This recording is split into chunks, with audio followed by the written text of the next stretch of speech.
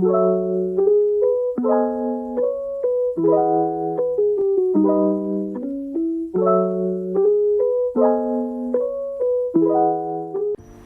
warahmatullahi wabarakatuh. Kembali lagi di Siniar Pagi, Siniar Pengadilan Agama Barabai bersama saya Syafira Kurata Ayun.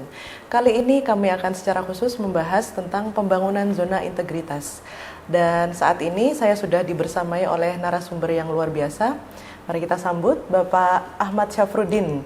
Baik. Nah, beliau ini adalah saat ini menjabat sebagai Ketua Pengadilan Agama Barabai. Boleh Bapak memberikan sambutan kepada pemirsa?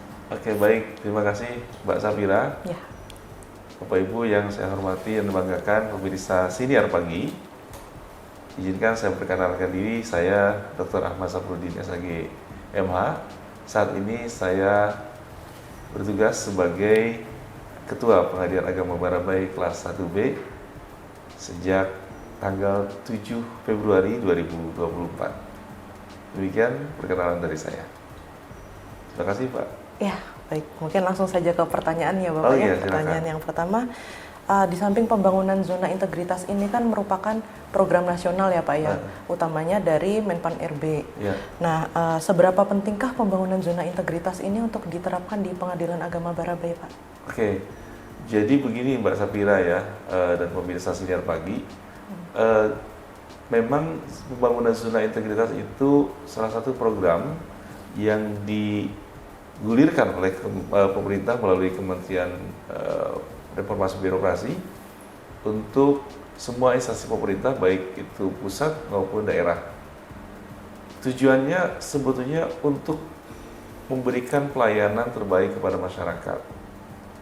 Oleh karena itu, ada tidaknya program zona integritas dari pemerintah pusat, Mahkamah Agung dan peradilan di bawahnya, termasuk Pengadilan Agama Barabai, itu memang harus mau dan mampu mewujudkan pembangunan zona integritas itu. Karena tujuan utamanya adalah memberikan pelayanan terbaik bagi masyarakat dan meningkatkan kepercayaan publik kepada Pengadilan Agama Barabai. Nah, ini tentu menjadi harapan saya kira semua pihak ya, masyarakat itu akan berharap banyak kepada pengadilan. Ketika kepercayaan masyarakat tinggi pada pengadilan, maka insya Allah pengadilan ini akan memberikan pelayanan hukum dan keadilan kepada masyarakat. Jadi mindset yang terbangun selama ini misalnya di kalangan masyarakat bahwa ketika berperkara di pengadilan harus mempunyai biaya yang cukup lumayan tinggi, besar, kemudian harus ada orang yang dipercaya atau orang dalam pengadilan, itu sudah harus mulai dikikis. Nah, melalui pembangunan zona integritas ini, kita harapkan masyarakat betul-betul merasakan manfaat dari pembangunan zona integritas itu. Jadi kepercayaan masyarakat juga semakin tinggi kepada Mahkamah Agung dan lembaga peradilan di bawahnya, badan-badan peradilan termasuk Pengadilan Agama Barabai ini. Bahkan Mbak Syafira mungkin tahu ya, di Barabai ini pengadilan negeri sudah memperoleh PBK. Ya.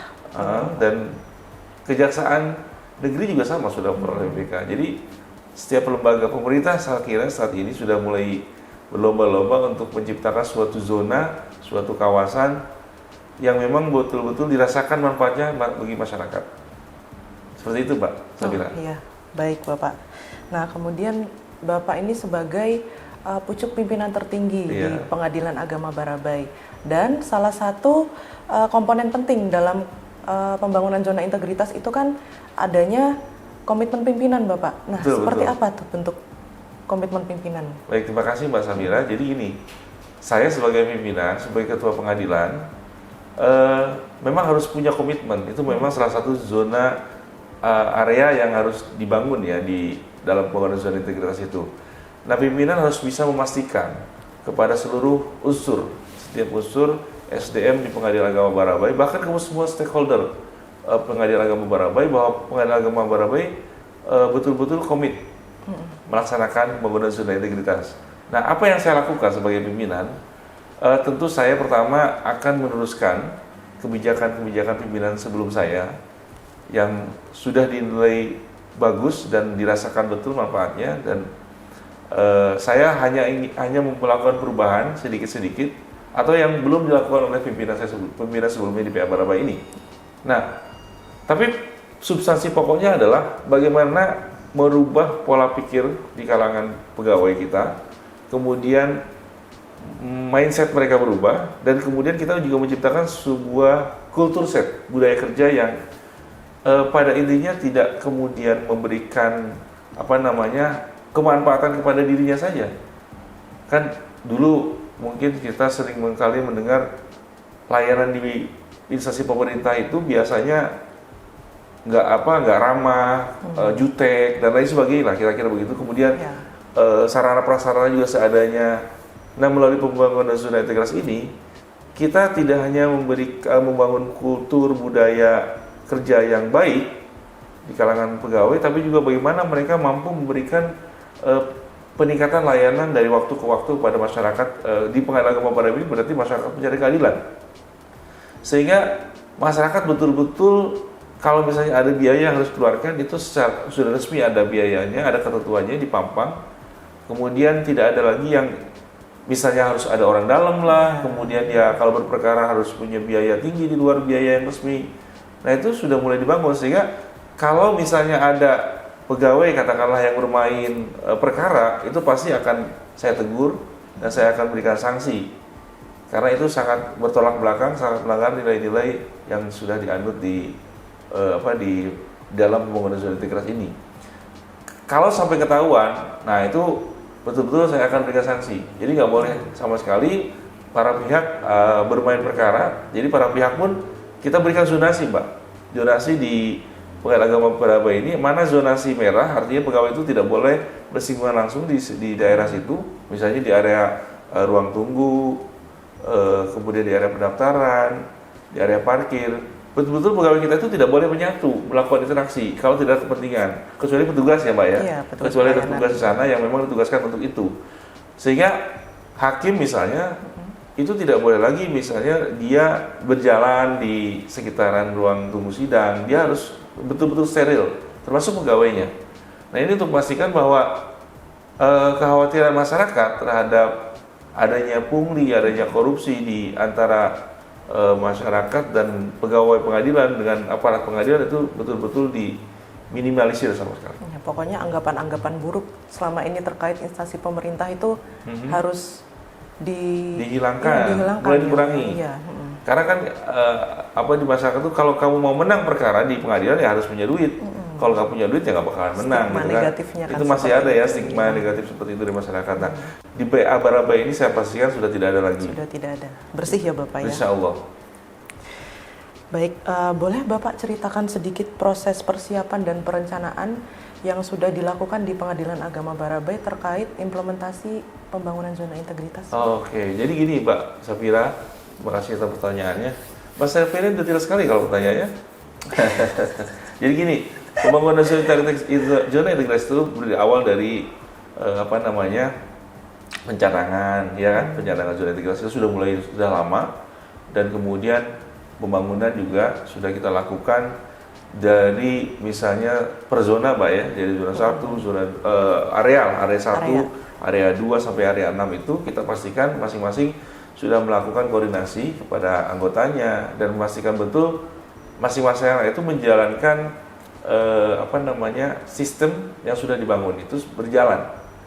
Jadi dari misalnya komitmen pimpinan, manajemen perubahan, kemudian bagaimana untuk monitoring evaluasi, bagaimana pelayanan publiknya, itu betul-betul dirasakan dan dimonep. Nah, kita, Mbak Safira, saya juga sampaikan bahwa di Pengadilan Agama Barabai ini cukup bagus sistem yang sudah dibangun oleh pimpinan sebelumnya, karena kita misalnya dalam setiap minggu itu dipastikan ada pertemuan, misalnya coffee morning, itu di antara beberapa bidang ya, entah itu kesehatan, kepaniteraan, itu untuk memastikan Mbak Safira, jadi sebagai monitoring evaluasi yang sudah dilakukan di PA Barabai itu sudah on the track atau belum. Kalau ada persoalan nanti itu akan dievaluasi dan dicari solusinya, dicari tindak lanjutnya.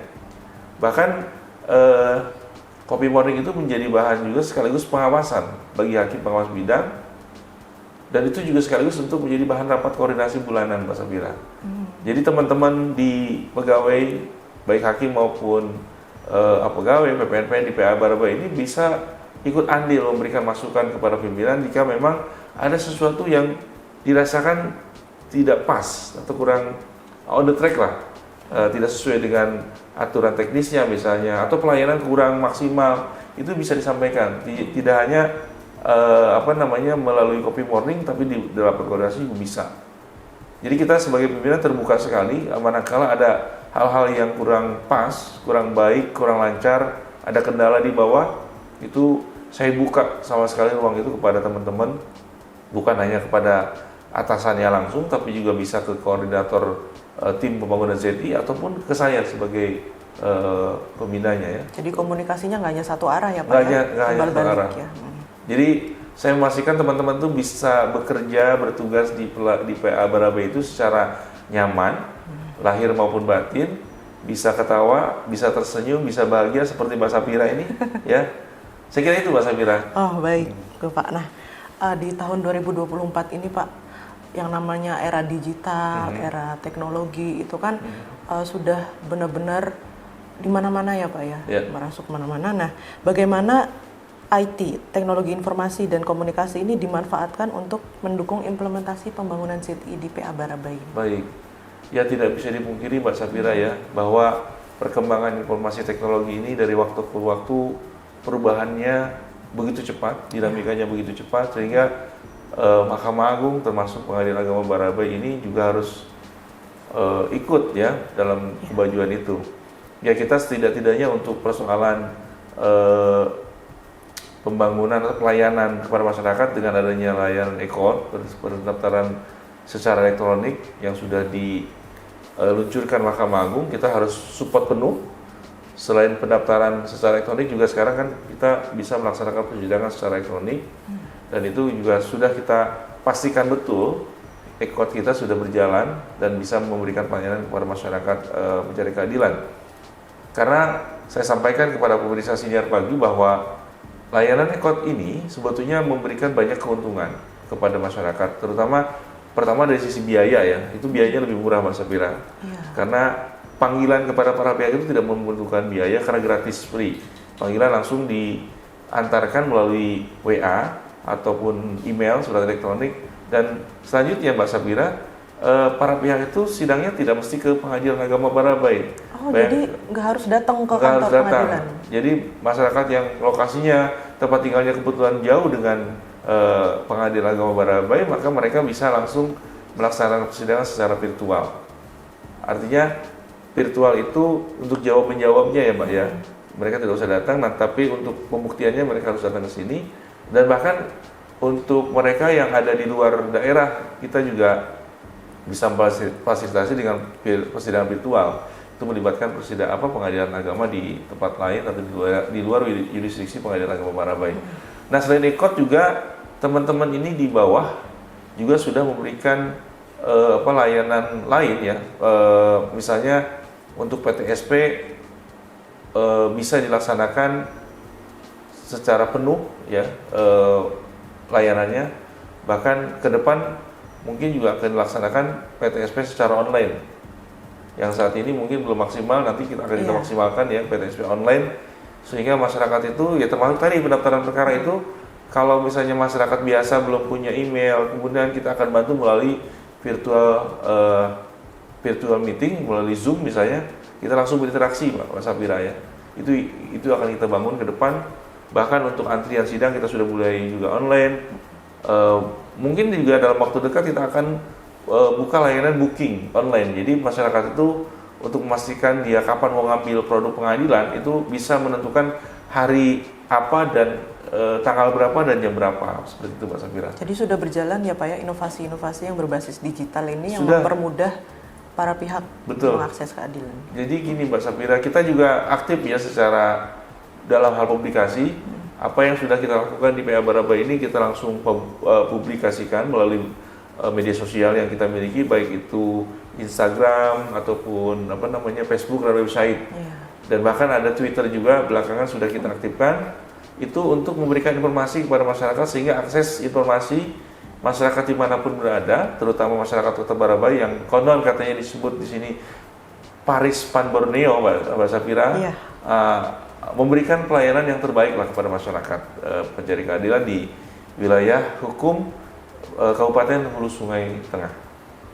Baik, luar biasa. Nah, untuk proses implementasi pembangunan ZI di Pengadilan Agama Barabai ini, Bapak, adakah kendala atau tantangan tersendiri?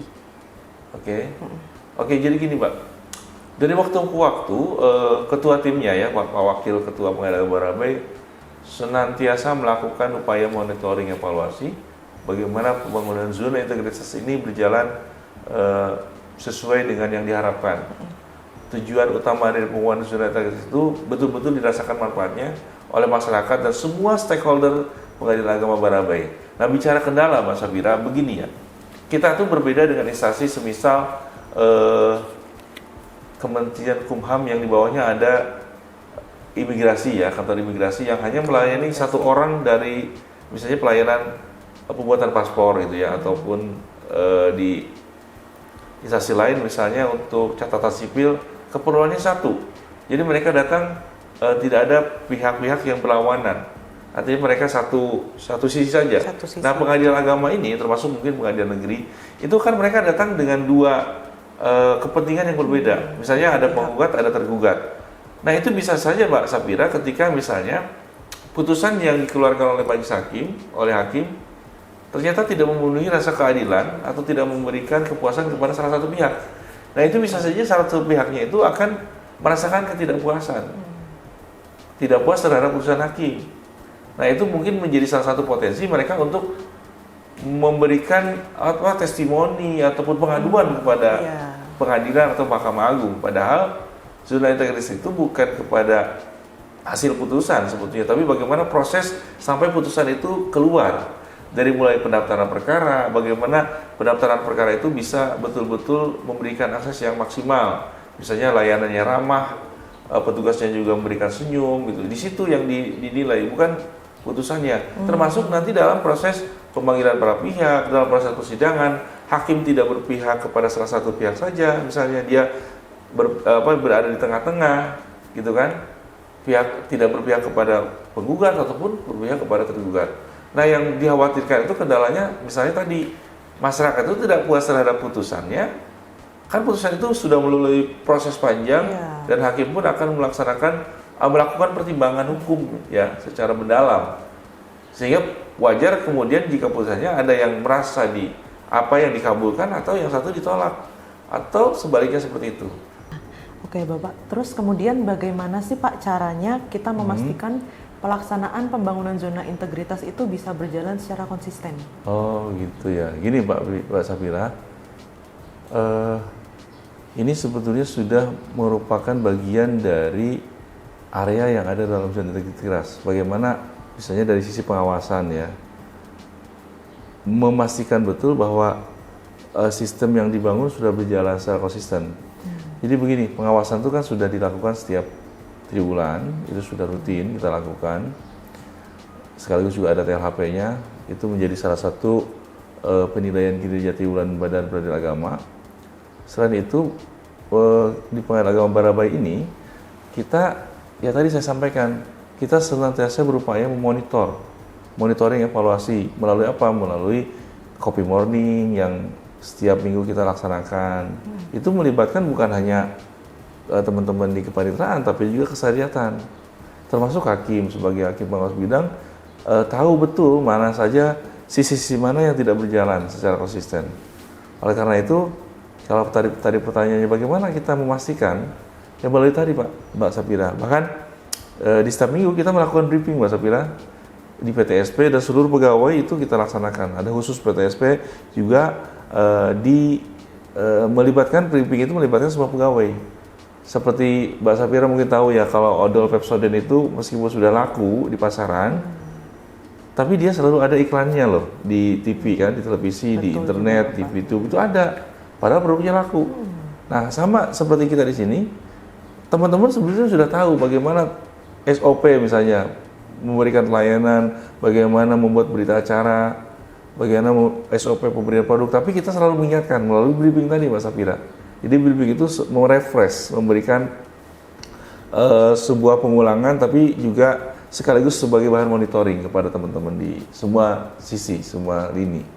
Gitu Pak Safira. Pengawasan ya Pak ya? Iya, pengawasan. Dan berjalan. tadi melalui briefing.